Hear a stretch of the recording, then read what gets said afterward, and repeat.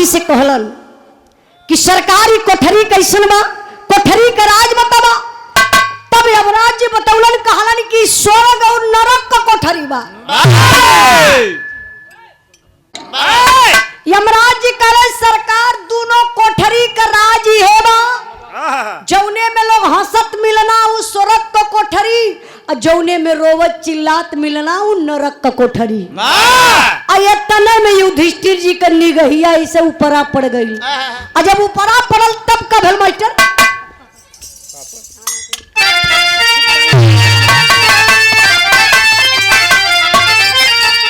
अरे बोल उठे यमदूत बात समझाई धनी राजा इन्हों को ले लई तो इकुल दुकानदारी होले। अरे बोल उठे यमदूत बात समझाए धर्म राजा हो, पाप पुण्य का हो तैहा तौलाए धर्म राजा हो।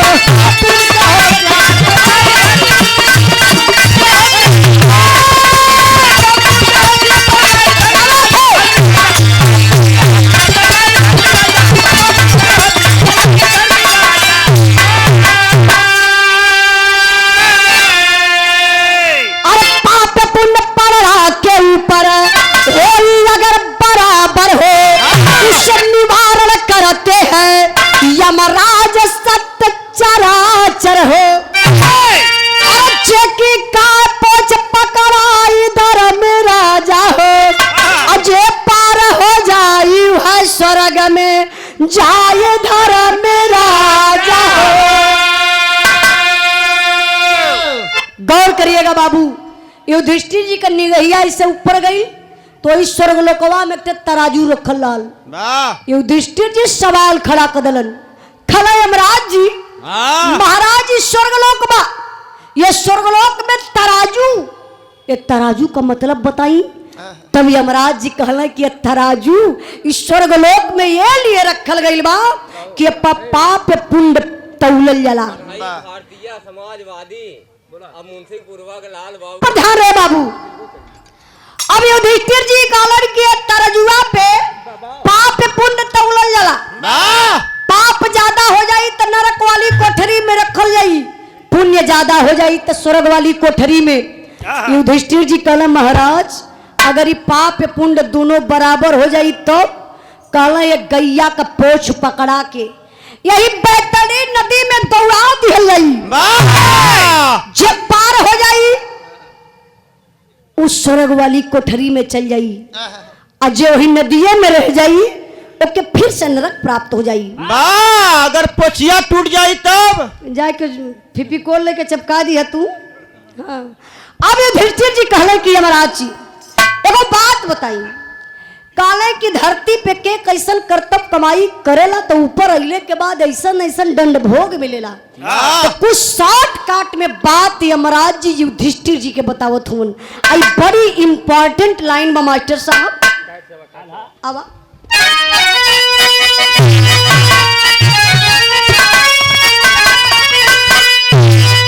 अरे बोले यमराज धर्म राजा जी से बतिया बाबू,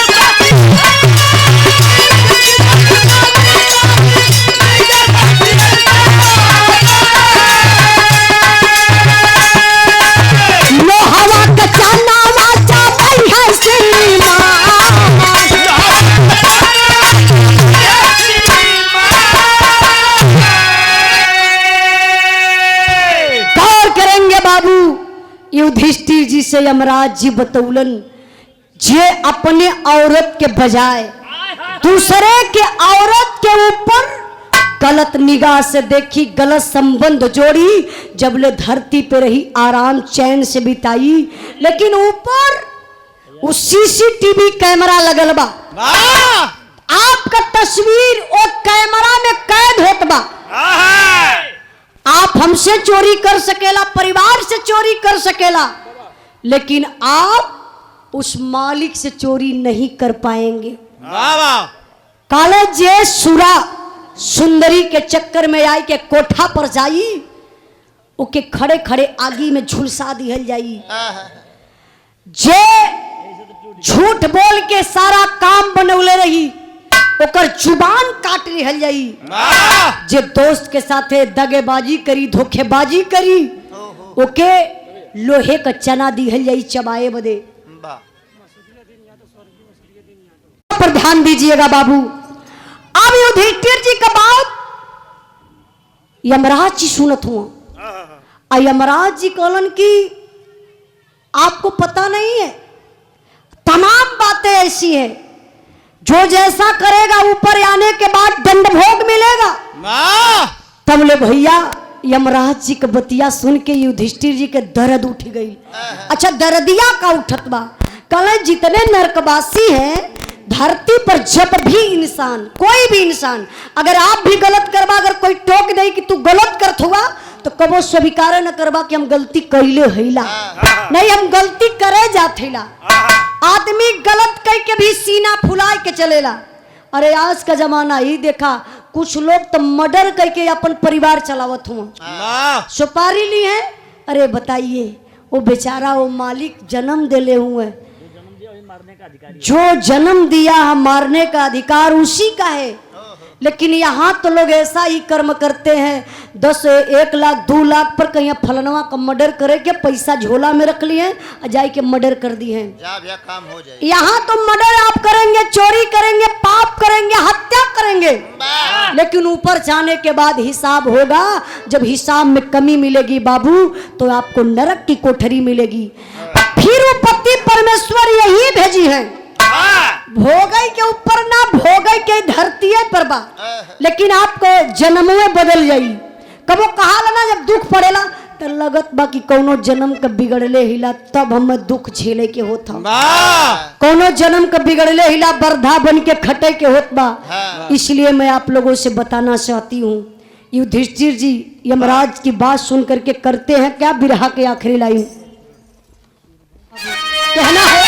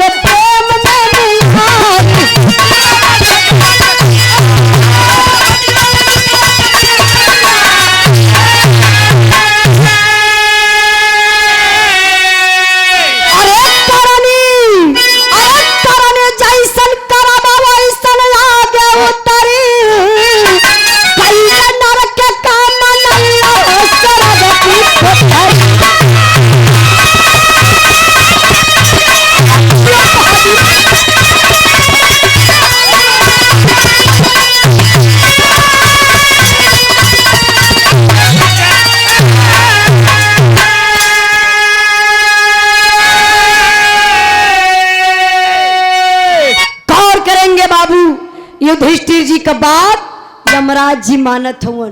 कौन बात बा? कहला युधिष्ठिर जी महाराज जितने नरकवासी सभी लोग परेशान हैं, एक काम करिए सबके स्वर्ग वाली कोठरी में कर दीजिए, युधिष्ठिर जी की बात यमराज जी मान करके बाबू सबको स्वर्ग वाली कोठरी में कर देते हैं। इसलिए मैं आप लोगों से बताना चाहती हूँ कि बड़ा भाग्य मानुष तन पावा। ये कहीं ना लिखाला कि बड़ा भाग्य गधा तन पावा, बड़ा भाग्य कुत्ता तन पावा, नहीं। जब लिखाता तो यही कि बड़ा भाग्य मानुष तन पावा। 84 लाख योनि भटकते भटकते बाबू एक बार मानव तन मिलता है, जोने में 83,99,996 योनि समाप्त हो जाती है, सिर्फ बचती है 4 योनि। वो भी सतगुरु के शरण में जाने के बाद वो भी योनि समाप्त हो जाती है। इंसान को बार बार आवागमन से मुक्ति मिल जाती है। देवी देवता भी तरसेलन एक बार मानव तन मिल जाए, लेकिन मेरे बाबू इस सबको मनुष्य का तन नहीं मिलता है। तो पूरा गौले का मतलब ये भैया कि आप लोग मनुष्य का तन पौले हुआ तो नेक काम करा, उपकार करा, भक्ति भजन करा, दूसरे का भलाई करा, आई जिंदगी का तारन तार हो जाई, मानव तन सफल हो जाई। आखिरी कहना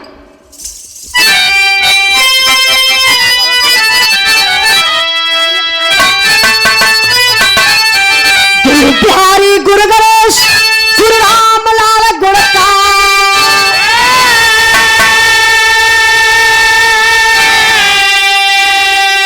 स्वर्ग गए चंद्रिका कभी बच्चन बने पूजा।